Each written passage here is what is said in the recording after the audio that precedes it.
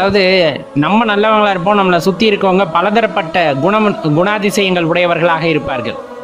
சில பேர் வந்துட்டு அன்பு மிகுதியாக இருப்பாங்க, சில பேர் பொறாமை உடையவர்களாக இருப்பார்கள், சில பேர் கோபம் அதிகப்படுறவங்களா இருப்பாங்க. இந்த மாதிரி பல விதமான மனிதர்களை நம்மை சுற்றி நம்மால் காண முடிகிறது. அப்போ பார்க்கும்போது ஏன் எல்லாரும் இப்படி இருக்கிறாங்க அப்படிங்கிற மாதிரியான ஒரு எண்ணமானது நமக்குள் வளருகிறதல்லவா, தோன்றுகிறதல்லவா?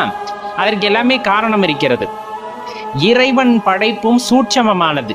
அதில் பலவிதமான மனிதர்களை வந்துட்டு இங்க படைத்திருக்கிறார். மனிதர்களை மட்டுமல்ல, பலவிதமான உயிரினங்களை இங்கு படைத்திருக்கிறார். எல்லாம் காரணமாகத்தான்.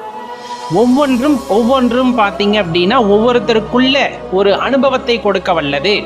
எல்லாத்துக்குள்ளேயும் ஒரு அனுபவத்தை கொடுப்பதற்காக, ஒரு புரிதலை உண்டாக்குவதற்காகத்தான் அத்தனை விதமான படைப்புகள் இந்த உலகத்தில் கொட்டி கிடக்கின்றன. அவை எல்லாத்தையும் பார்த்தீங்கன்னா இறைவன் நடவு செய்திருக்கின்றார். நம்ம விவசாயம் பண்ற மாதிரி அவர் பலவிதமான உயிர்களை இங்க படைத்திருக்கிறார். எல்லாத்துலேயும் ஒரு அனுபவம் வேணும். ஆனா இந்த இடத்துல ஒரு விஷயம், நம்ம பக்கத்தில் இருக்கிற மனிதர்களை மட்டும்தான் பார்க்கிறோமே தவிர மற்ற உயிர்களை பார்ப்பது இல்லை. அந்த மற்ற உயிர்களும் நமது வாழ்க்கைக்கான பாடத்தை சொல்லித்தரும்.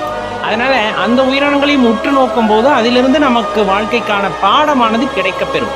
இது இறைவன் நமக்கு சொல்லக்கூடிய சங்கதி. கொஞ்சம் அருமையா காது கொடுத்து கேட்கும் போது, மனதை ஒருநிலைப்படுத்தி அந்த உயிரினங்களை பார்க்கும் பொழுது அதில் உள்ள சூட்சமும் ரகசியமும் நமக்கு தெரிய வரும். கண்டிப்பா இந்த உண்மையை புரிஞ்சுக்கிட்டோம்னா ஒவ்வொருத்தரையும் ரசிக்க தோன்றும், ஒவ்வொரு உயிரினங்களையும் ரசிக்க தோன்றும்.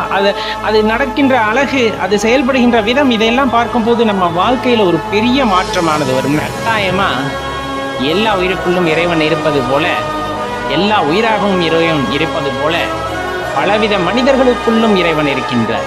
பலவித குணங்கள் கொண்டிருந்தாலும் இறைவன் ஒவ்வொரு வகையில் வெளிப்படுகின்றார். அவை யாவும் நமக்கு ஒரு அனுபவத்தை கொடுப்பதற்காகத்தான் அப்படிங்கிறத உணர்ந்து கொண்டீங்கன்னா வாழ்க்கையானது ரசிக்கும்படியும் அழகானதாக மாறும்.